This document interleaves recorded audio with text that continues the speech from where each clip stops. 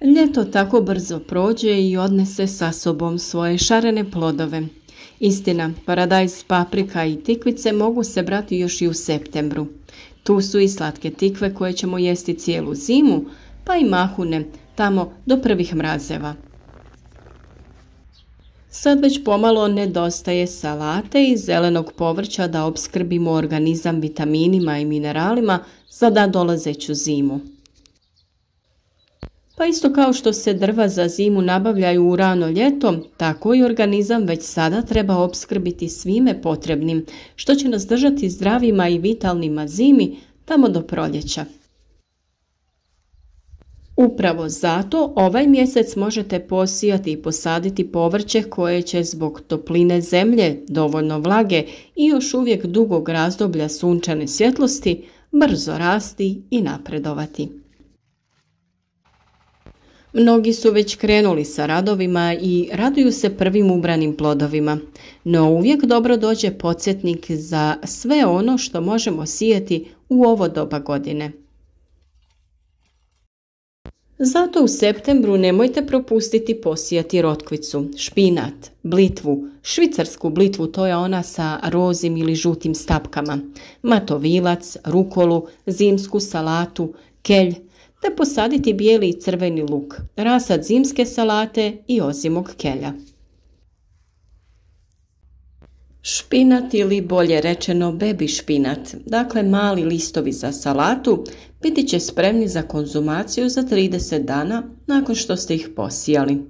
Pri branju ga nemojte čupati nego listove režite, a korijenčići koji ostanu u proljeće će dati novi urod.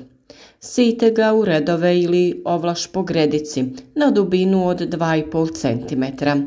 Isto je i sa blitvom koja se možda već i sama osjemenila u vrtu. Pustite ju neka raste i berete mlade listove. Špinat se dobro slaže i sa rotkvicom koja se za čas pojavi vani. Male crvene glavice će vas raspoložiti već za 5 do 6 sedmica. Ona ne voli vruće vrijeme, pa ako je još uvijek pretoplo i ako prognostičari najavljuju duže razdoblje toplih dana, možete malo pričekati sa sjetvom. Prije nego ih posijete, prekopajte i dobro razrahlite zemlju. Rotkvica se najčešće sije u redove na dubini od 1,5 cm. Kelj, pogotovo uskolisni kelj, biti će vani za 30 dana kada ga možete brati i pripremati na lešo. Posebno će biti ukusan kada ga obari onaj prvi mraz. Salate kao što su matovilac, rukola, zimska salata, radič također brzo niknu. Bilo koju od njih možete brati dok su listovi još mladi, dugi tek 5 cm. Škarama odrežite listove i pustite ih da rastu dalje. Dobar susjed im je luk. Crveni i bijeli luk također možete posaditi već sada. Njihova pera za mjesec dana neće biti tako velika i snažna kao što će biti u rano proljeće, ali dobro će poslužiti kao izvrstan izvor vitamina i minerala. Možete koristiti samo pera ili možete koristiti crveni luk kao mladi luk. Priprema zemljišta je također vrlo važna, ali i praćenje plodoreda. Za ovakve vrste povrća prekopajte, to jest obradite površinski sloj zemljišta. Ukoliko slijedite plodored, ove biljke su idealni susjedi uz luk, pa možete redove između lisnatih vrsta razdvojiti sa lukom. Dodavanje neke vrste humusa nije od viška. Ukoliko je vaš vrt poput našeg bio malčiran, dovoljno je da sklonite slamu i sijete povrće. Zemlju možete obogatiti sa pepelom drveta prije sjetve crvenog i bijelog luka, a glistinac bi bio savršeno hranjivo za ostale kulture, uključujući i luk. Lisnate kulture trebaju najviše dušika za razvoj te lisne mase, pa bi bilo dobro da ih sijete na mjesto gdje je prethodno uzgajan grašak koji usvaja atmosferski dušik i ostavlja ga u tlu. Sjetvu ovih biljaka radimo plitkom da bi se što prije probile iz zemlje. Voditi ćemo računa da bilje ne posadimo gusto. Dubina na koju se siju ove biljke je tek nekoliko centimetara. Dovoljno samo da prekrijete ih sa tankim slojem zemlje. Već nakon nekoliko dana biljke će niknuti, pa treba pripaziti na pokoricu koja se stvara pri zalijevanju ili nakon kiše. Budući da tlo brzo gubi vlagu, najbolje je tlo između biljaka malčirati, zato možete koristiti slamu ili osušenu travu nakon košnje. Mi smo se uvjerili da biljke puno bolje napreduju kada je oko njih malč. Osim toga što on zadržava vlagu u tlu, on će održavati i temperaturu oko biljke, što zna biti jako bitno u tim zimskim danima.